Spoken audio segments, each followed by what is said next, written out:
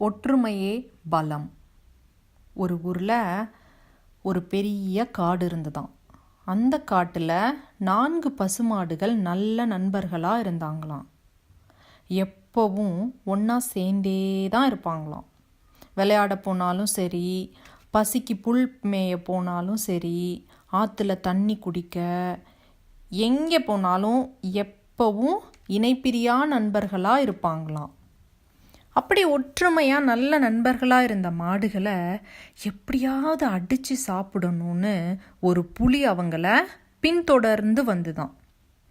ஆனால் அவங்க 4 பேரும் எப்பவும் சேர்ந்தே இருந்ததுனால அந்த புலியால் அவங்கள நெருங்கவே முடியலையாம்.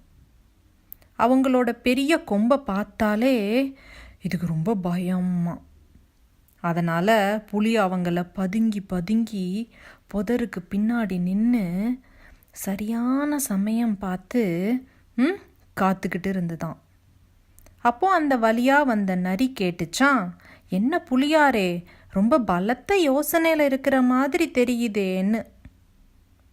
அதுக்கு புலி ஒரு ஏக்க பெருமூச்சோடு சொன்னிச்சான், அந்த மாடுகளை பாரு எப்படி கொழு கொழுன்னு இருக்குன்னு. அதில் ஒரு மாடை அடித்து சாப்பிட்டா கூட நம்ம வாரக்கணக்கில் வேட்டையாட தேவையில்லை. ஆனால் அதுங்க எல்லாம் எப்பவும் ஒத்துமையாக சேர்ந்து இருக்கிற வரைக்கும் என்னால் அவங்கள அடித்து சாப்பிட முடியாதே. அதை பற்றி தான் யோசிச்சுட்டு இருக்கேன் அப்படின்னு சொன்னிச்சான். ஓ, இதுதான் உன்னோட பிரச்சனையா? நான் தான் வந்துட்டேன் இல்லை, இனிமே நீ கவலையை விடு. அந்த 4 மாடுகளையும் பிரிக்கிறது என்னோட வேலை. ஆனால் அந்த மாடுகளை நீ அடித்து சாப்பிடல, எனக்கும் பங்கு கொடுக்கணும்னு சொன்னிச்சான். அதுக்கு என்ன, கொடுத்துட்டா போச்சு. அவ்வளோ பெரிய மாட்டை நீ ஒரு பக்கமாக உட்காந்து சாப்பிடு, நான் ஒரு பக்கமாக உட்காந்து சாப்பிட்றேன்னு சொன்னிச்சான். சரி, அப்போனா நான் போய் மாடுகளை பிரிக்கிற வேலையை பார்க்குறேன் அப்படின்னு நரி கிளம்பிச்சான். ஒரு நாள் இந்த 4 மாடுகளும் எப்பவும் போல ஒற்றுமையாக புல் மேய்ஞ்சிக்கிட்டு இருந்துதான். இந்த நரி என்ன பண்ணுச்சான், புதருக்கு பின்னாடி மறைஞ்சு நின்றுக்கிட்டு ஒரு சின்ன கல்லை தூக்கி அங்கே இருந்த ஒரு கருப்பு மாட்டு மேலே போட்டுச்சான்.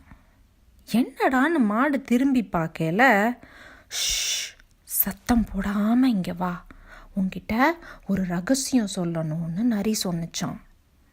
இந்த மாடு புதர்கிட்ட போய் என்னன்னு கேட்டுச்சான். எனக்கு தெரியும் நீங்கள் 4 பேரும் நல்ல நண்பர்கள்னு, ஆனால் நீ நினைக்கிற மாதிரி உன்னோட நண்பர்கள் ரொம்ப நல்லவங்க இல்லை. நீ ரொம்ப பலசாலியாக இருக்கேன்னு நான் அவங்கக்கிட்ட உன்னை பற்றி ரொம்ப பெருமையாக சொன்னப்போ, பலசாலியா அவனா அப்படின்னு சிரிக்கிறாங்க. நாங்கள் எல்லாம் சேர்ந்து எங்களோட பலத்தினால தான் அவனை எதிரிகள் கிட்ட இருந்து காப்பாற்றுறோன்னு சொல்கிறாங்க. ஆனால் நான் அவங்கள நம்பலை. நீ தான் பலசாலின்னு எனக்கு தெரியும், நீ கொஞ்சம் பார்த்து ஜாக்கிரதையாக அவங்களோட இரு அப்படின்னு ரொம்ப நல்லவன் மாதிரி நாடகம் போட்டுச்சான். இந்த மாடும் அதை சொல்கிறத நம்பி ரொம்ப யோசிக்க ஆரம்பிச்சுதான். இதே மாதிரி எல்லா மாடுகள்கிட்டையும் போய் மற்ற மாடுகளை பற்றி தப்பு தப்பாக கோல் மூட்டி வச்சுதான். ஒரு நாள் எல்லா மாடுகளுக்குள்ளேயும் யார் பலசாலின்னு சண்டை வந்து கடைசியில் 4 பேரும் 4 பக்கமாக பிரிஞ்சு போயிட்டாங்களாம். இதுதான் சரியான சமயம்னு அந்த புலி இந்த கருப்பு மாட்டை அடித்து சாப்பிட வந்துதான். மாடும் தன்னோட பலத்தை எல்லாம் திரட்டி புலியோட சண்டை போட தயாராச்சான்.